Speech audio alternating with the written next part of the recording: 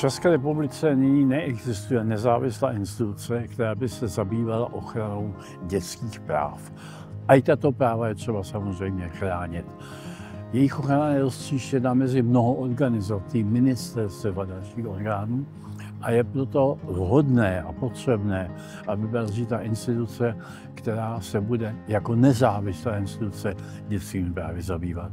Tomu je ovšem třeba, aby dětský ombudsman měl autoritu, aby byl zvolen člověk, který má zkušenosti s tímto kontroverzním prostředím a má zkušenosti s projednáváním u soudu, s projednáváním u OSPODu a dalších institucí, kde ty práva dětí se dostávají do konfliktu.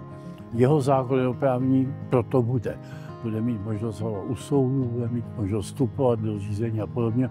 To jsou oprávnění, které já jako veřejný ochránce práv nemám, i když čas věcí, kterými se bude dětský ombudsman zabývat, už dnes se zabýváme.